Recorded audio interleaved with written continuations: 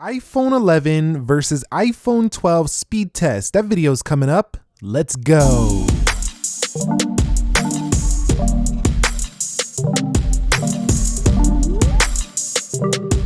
So what is up, guys? Nick here, helping you to master your technology. Welcome back to the channel. In yesterday's episode, we covered the iPhone 10 versus the iPhone 12. Today, we're going to cover the iPhone 11 versus the iPhone 12. Let's begin with a boot up on this speed test in 3, 2, go, and see which one can get there first. Now, keep in mind that the Apple iPhone 11 is rocking the Apple A13 Bionic chip.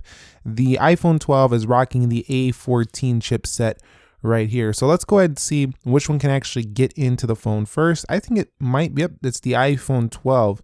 Now the iPhone 11 also is running the latest version of 14.1, just like this iPhone 12 right here. So the iPhone 12 wins on the boot up. Okay guys, so let's go ahead and test out their Face ID scanners. So you can see both of them are definitely very fast.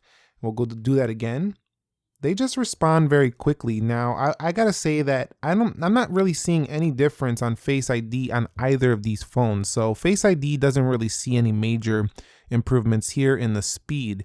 Now, looking at the general UI, scrolling through these, both of these phones do have 60 Hertz panels. So when swiping up like this, swiping across the home screens, don't expect your iPhone 12, even though you just paid $800 for it, to be smoother than the iPhone 11. It's absolutely not. So if you want to save some money, get the iPhone 11. You just don't want to pay the extra. You're not going to be getting any slower or less smooth of a phone. So I want to point that out before we get into the app test. Okay guys, so let's do this application speed test on both of them. We're going to go to Instagram, and you could see the iPhone 12 with the step, but the iPhone 11 catches up pretty similar. We'll scroll again. The scrolling the same on both phones. The speed, I did the test before the video as well. I wanted to check it out before actually giving my comments in this video, and I was finding basically equal performance day to day between these two. So you can see, yeah, this loads maybe slightly a little bit faster, but I'm finding them to just, you're not going to notice any difference. So if you really want to save that money, the iPhone 11 is still going to be an excellent option for you. See, the iPhone 11 beat it there on Amazon. What I mean is that it's not going to make a life-changing difference by getting the iPhone 12. Let's go to eBay, and you can see eBay slightly faster for the 12, so that's good there. Let's go to my eBay here. You can see pretty similar. We'll come home. We'll go into weather now. You can check the weather at exactly the same speed. Nobody's going to know the weather faster than you. It's just who's going to click the app faster. Let's go into calculator. You can see very similar, identical actually. Let's go into Groupon, and you can see Groupon. I tried this one. This one was always faster on the iPhone 12 with the categories. Once in, you could see identical. I mean, I'm telling you, this is not, this A14 is marketed to you as a beast chipset, which it is, but at the same time, it's going to take down the line for that to really matter. Right now, it doesn't really matter. If you're keeping your phone for 2 years, the iPhone 11 is still good. If you're going like 4 or 5, I would still get the 12. Let's go to App Store. And you could see App Store, looked like the 11 had that first. Going through these pages, very similar. Again, I'm a human.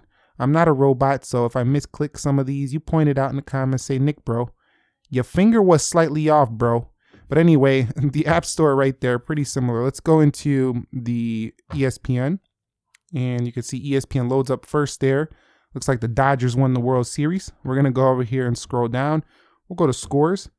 You can see loads up things exactly the same. No life-changing differences here. Let's go into news, and you could see news for the iPhone 12. We'll go to following, and we'll scroll. And again, the scrolling speed the same. I wish they would have put a 120 Hertz. It really would have made it feel like a different experience. Let's go into TV. You could see Apple TV opens about the same. I was watching Tiny World. That's a pretty good show, actually. If you're into nature and animals and little tiny creatures, check it out. You can see scrolling right here. And that's not sponsored. I just enjoyed the show. Let's go into Mortal Kombat. And you could see Mortal Kombat does seem to be loading a little faster here for the iPhone 12, but barely, just barely. But I do think that the iPhone 12 should outperform the 11 just a bit in the gaming department, just because it's a more powerful chip under the hood at the end of the day. So I could sit here and tell you all day that they're similar, but Yes, you will get a slight boost in performance, but Mortal Kombat, the graphics a little faster here for the iPhone 12, but is that $700-800 faster? I don't know. You got to make that decision for yourself. Let's go ahead. Or if you're looking at both of these, is it $100 faster? You got to make that decision for yourself. We'll go to PUBG Mobile now. 3, 2, 1. See how this thing does.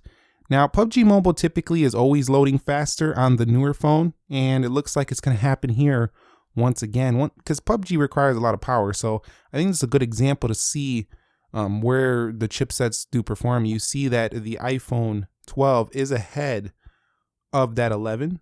We're going to wait for that to load up.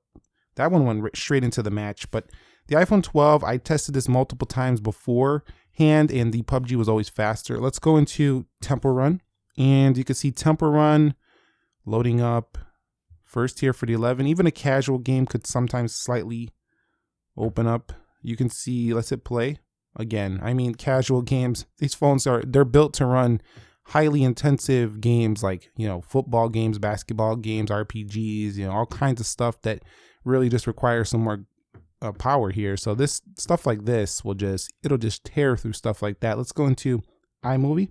We're going to do a render test after the app test. You see pretty similar. And then Geekbench, again, very similar. You can see the A13 Bionic's clocked at 2.66. Over here, it's clocked at 2.99 on the A14 Bionic. Now, both of them have 4 gigs of RAM, so no improvement there to go to the 12. Now, we're going to run through these applications backwards as we did in the prior speed test and see if anything reloads on either. I expect hardly nothing here because they're both 4 gigs. We'll go to Geekbench 5. Some people say it's a non-factor. It's just non-factor. How many? I want to know. I think someone said, I want to know who's actually opening all those apps at once. And the fact is, not many people are. You'd be right if you think nobody's opened that many apps at once. You'd be right. But at the same time, some Android phones, you can leave those things opened and they reopen. On iPhone, iOS will kill some of these applications in the background. You can see we're not really getting any reloads. And I don't have to tap the reloads perfectly because on the reload, we're just trying to see if it reloads. So you can see, let's go into calculator, and that's good. We'll go to weather. Pretty similar. I mean, guys, we're talking maybe a millisecond sometimes on the 12.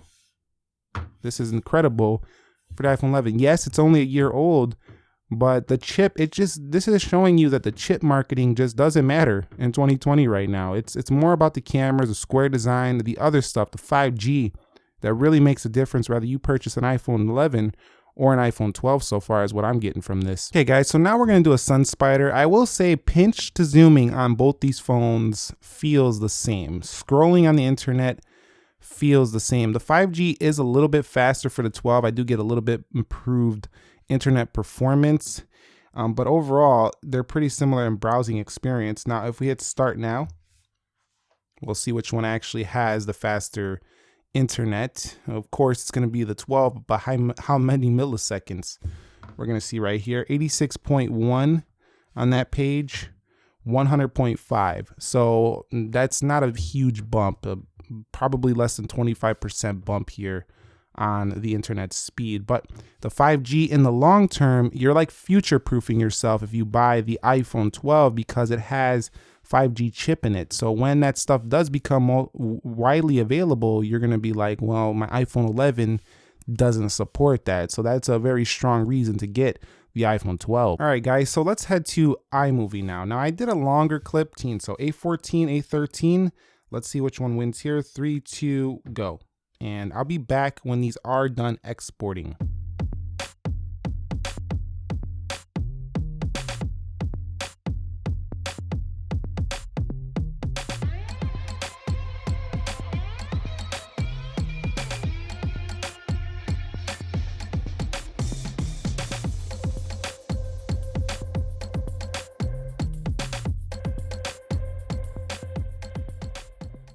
Okay guys, and as expected, the iPhone 12 won by a hair when it comes to a longer video. So it did show its power there. That's what I thought. I thought if I did a longer video, then maybe it would actually show that it's actually more powerful, as a smaller clip might not make up for the difference. So let's go over here And we're going to now do a Geekbench test on both of these, and I will be back when these are done running these benchmarks, and we'll see the final scores. Okay guys, so the final Geekbench scores are in, and you can see that the iPhone 12 of course benches higher than the iPhone 11, but it's the same story every year. Every year it gets a little bit faster than the last model year. This is not going to be life changing, and you've seen they were almost identical.